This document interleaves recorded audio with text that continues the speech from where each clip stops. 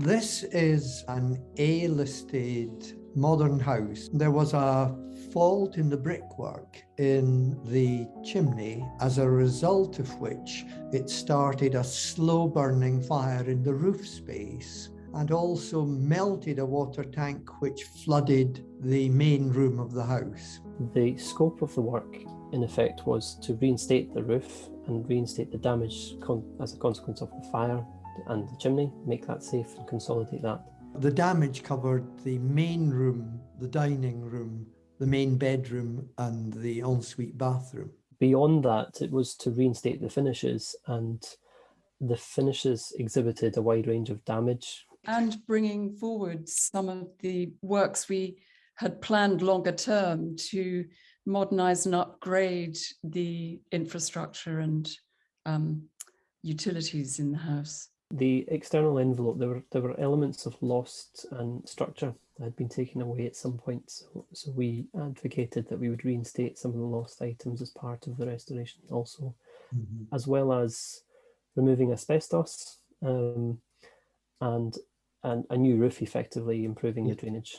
I think the approach that you have to adopt with a fire damaged building is quite different to the conservation of a building that's not. You approach the building forensically, so there's a lot of material testing and analysis of finishes that we had to do on this project to ensure that any new material would seamlessly integrate into the old, and we were trying to limit as much as possible of new material coming into the project. I think that the key aspiration was really one of invisibility, that when we had done our work, we'd step away from the building and it would look as good as it ever has done. Because the final product of what you see is in effect integrated fitting joinery on the interior of this building.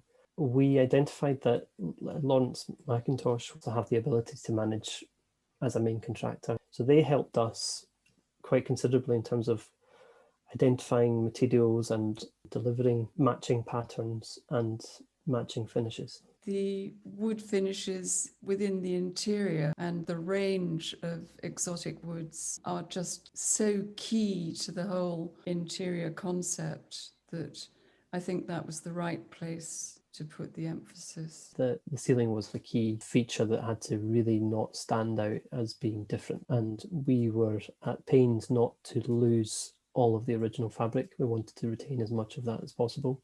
In the process of recovery, a lot more of the fabric was revealed as a consequence of cleaning and decontaminating the structure after the fire. In that process, we salvaged as much existing material in the downtakings as possible, and we weren't entirely sure until the very end that we would really get a good match. It's about 50% of the ceiling panels are new and 50% of them are original. It is imperceptible. You wouldn't know the difference. The fabric of the building doesn't help its energy consumption. It's the long and the short of it. The sustainable aspect of the building was the key thing that was added to the project insofar as we could make improvements where possible to the fabric. Peter Womersley and Bernard Klein both had a shared attitude of this idea of being connected to nature and to the surroundings and of trying to hide services away from view. They did have access to underfloor heating, but it was an electric underfloor heating system that was included in this. So that means that there's no radiators anywhere within the main space of the house, the area that was affected by fire. So we were inspired by that as a point of view going forwards, but obviously we have access to slightly different technology now in terms of low energy lighting, in terms of water driven underfloor heating, in terms of air source heat pumps, in terms of better insulation. Harley Haddo, I think, deserve a huge amount of credit for designing the new underfloor heating system, which was installed into the sunken area as a water driven system. And then that dovetails into an air source heat pump, which is hidden up next to the chimney on the roof.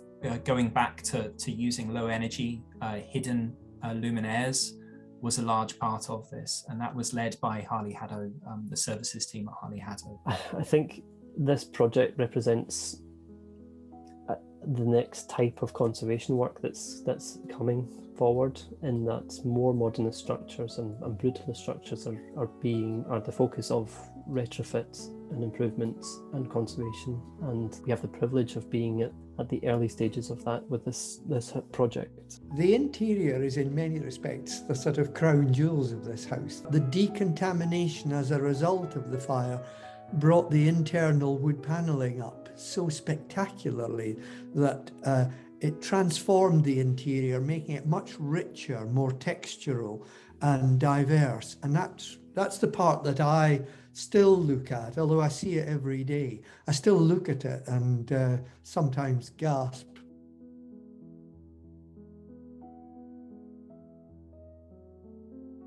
The project was, it's Glenkinchie, and it's it's a brand home for Diageo, and specifically for the Johnnie Walker whisky brand. And it's a refurbishment and renovation project of their existing sort of distillery. We were invited by Blythe and Blythe engineers to participate in a competition to actually win the design. There was an outline brief at that point about an underused 4-storey warehouse structure that could form part of a new and reinvented brand home experience.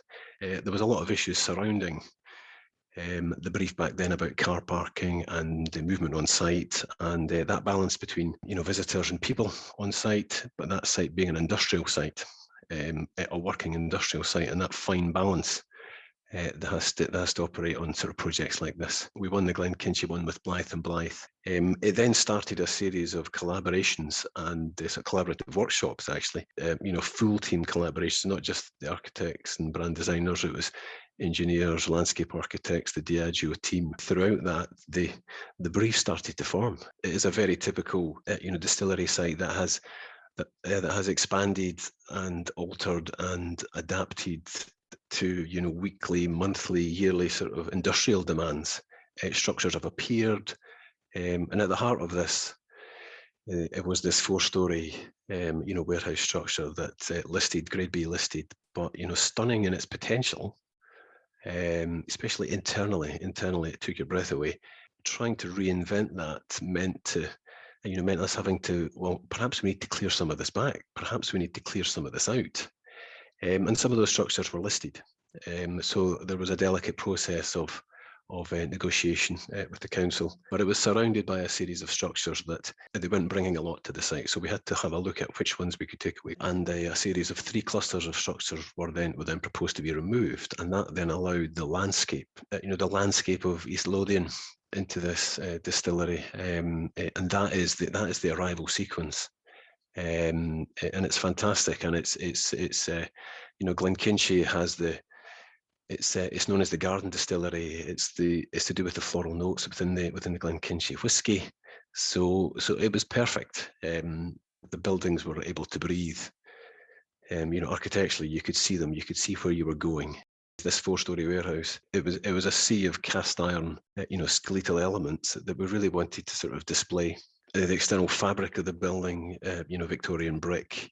There's also neighbouring buildings that were built at the time, the same kind of brick, the same kind of architecture. So it was something we wanted to retain, clean up, celebrate. But also when we brought in new materials, like when we made major penetrations to the sort of brickwork facades, we were using a 21st century material. It's the Rymex stainless steel cladding, and it's bringing some kind of colour, again some texture to it that we felt sat at home with all the Victorian elements, but also contrasted it in a sort of a really simple and strong way, and that's how we kind of approached it. We could repurpose things like the sarking boards in the roof. A lot of the washback timbers as part of the distillery process, in internal cladding, actually bench seats, all of the bricks were retained, and then were rebuilt or repurposed within the landscape, and also in some of the external facade treatments where we repurposed and reused some of the for feature brick panels within the west facade of the warehouse. Zero going to landfill in terms of that was the contractor's ambition. Where we could, we were adding the wool fibre insulation, into the roof and other areas. So it was more of a compensatory approach, insulating where we could, with sustainable products. but then exposing and enjoying the Victorian architecture in other areas. I think the best bit for me is really the upper bar that we created. There's really the end of the journey if you're on the tour, and you get the chance to look through the brick facade of the warehouse, and it looks back from the journey that you've come, but it looks over to the barley fields. It tells the story. You're standing holding the glass, you're looking out the window, but you can see the whole story in that sort of picture window. And I think that's the bit for me that's the best bit. That was one of the original design sketches we did, and it worked.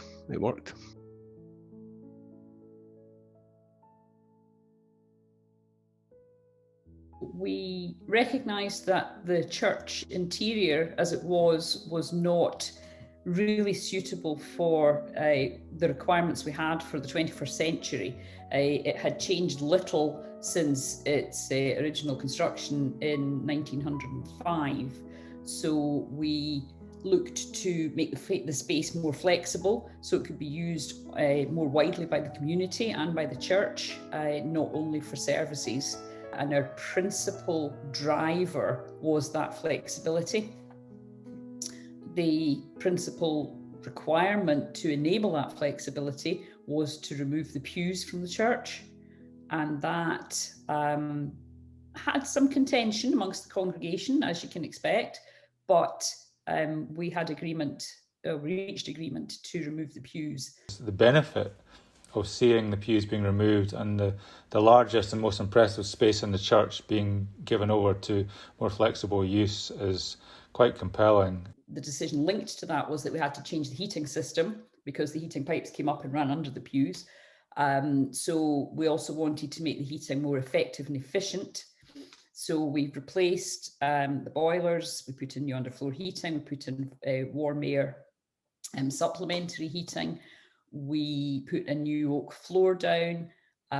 We extended the chancel area of the church so that those leading worship or people involved in presentations or concerts or whatever came out more to within the congregation and there was a much closer linkage.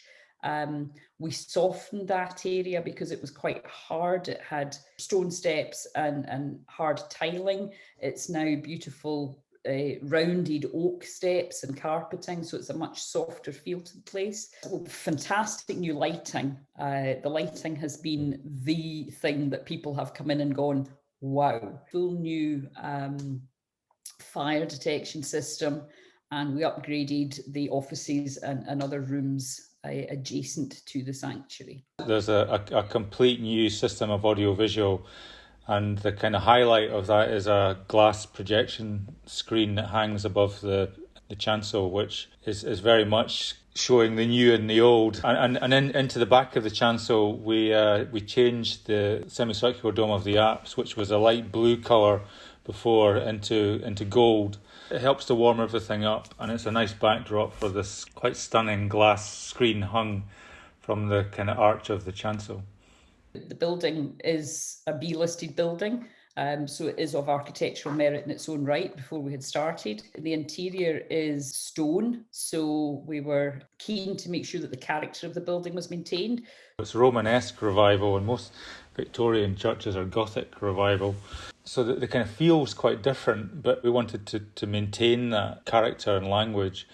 And because the building's essentially completely rewired, it's got new alarm systems, security systems, AV systems, heating systems, a huge amount of effort went to make sure that we hid the services and we sensitively enclosed services within the space. And therefore most of the installations, they were designed more as pieces of furniture rather than segmenting the space into new rooms or new spaces. We were aware that the oak we were choosing for furniture and fittings and the floor was lighter and different to the oak that had been there for 100 years with the pews.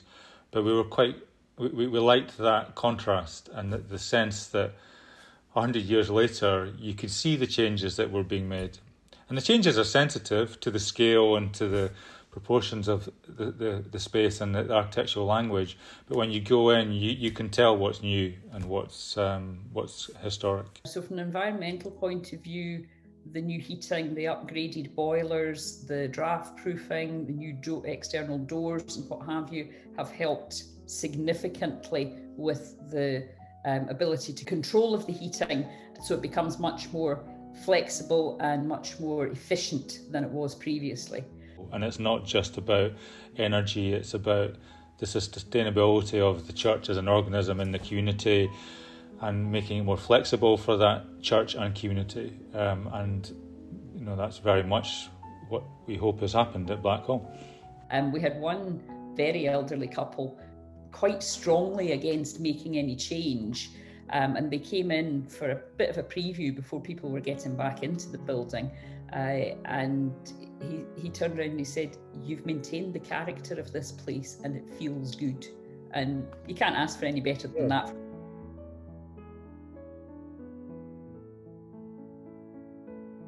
Circus Lane is a very well-known lane in Edinburgh. It's always full of tourists. And a client came to us, they just bought a property there. In the lane, it was probably the one that was the least renovated. It had some really awful sort of UPVC windows. It had lost its original form. The coach house sort of openings that are sort of traditional along there, they'd been filled in, and it had been divided into two interlocking apartments, sort of L-shaped interlocking apartments. So it was really labyrinth inside, and sort of very small spaces for the rental market. The client that bought this property, we were wanting to sort of make these two flats into one new home for them and renovate it and preserve the exterior, which had over the years had some awful sort of additions and interventions. And initially they came to us wanting to extend at the back and put in an extension as well as renovate the interior. But we sort of gradually came to the opinion that we didn't really want to put an extension on the back, because Circus Lane is actually the back of the properties, the sort of almost secondary facade. The primary facade's actually on the garden side, because that's what looks at the larger townhouses of Royal Circus.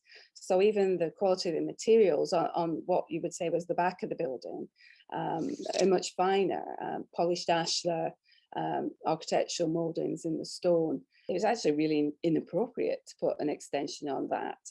And so we looked at maximising the space within the building itself. And so there was a modest approach externally. Where the old coach house opening was, we restored that opening, we opened it up. We had a huge glazing panelling there, which allowed light to come in. So we improved the space, but also the light coming into it as well. But within the confines of this sort of historic exterior, well, in fact, enhancing the exterior and taking it back to the original concept of the sort of coach house opening. Internally, it was basically to completely rationalize the space, horizontally, vertically, but also introducing light. So the upper hall leads to 3 spacious bedrooms with ensuite bathrooms. These have new tall hardwood windows in the reinstated original openings, with new balconies for planters, which open out onto Circus Lane. On the ground floor, a large open plan living space was formed, which was lit, also with glazed doors opening directly onto the south-facing garden. When we looked at the house initially, there was a very small basement down there. You could only get to it by a ladder, and someone had put a dartboard in there and a workbench. It was very small, very dark, damp, unpleasant space. But once we started taking wall linings down and doing some of the downtaking and demolition work, we found there's actually another compartment next door. So that then we adapted our design, we expanded this basement room, and it actually became a really pleasant sort of secondary sort of living space, sort of a snug. Right at the earliest brief, they were looking for an extension, an additional space to add to the property. So in the end, we actually found it, but we didn't know it was there in the beginning. So it was like, we added a roof light as well to bring in natural light down there, and a new stairwell down to it, which was really flooded with lights. As a listed building on a confined site, we can't put solar panels on or add any renewable technology, but the main thing that we do is just improve the fabric of the house, add insulation where we can in the roof the walls, the floor. You know, the windows weren't factory produced. We used local joiners to make them. These traditional wrought iron balconies were formed by a local blacksmith. The roof, we had to renew the entire roof. There was all sorts of problems like wet rot, dry rot. You know, we had to repair some of the roof timbers. We had to completely strip the roof, reslate the roof, new lead flashings. Everything was in need of repair. So, but you know, amazing workmanship still survived. You know, the lead work on the roof's a joy to behold. No one will see it, but these, you know, the quality of the lead work is incredible, and I could watch these guys, you know, perform it all day. You know, it's about preserving these old buildings, and how do we preserve them? It costs money, of course, to preserve them. So clients who want to come and live in them, it's great because they're going to spend a lot of money renovating these buildings to the benefit of all of us. The best way to preserve these buildings is to keep them in use, but we also need to make them fit for contemporary use, and that's the important thing.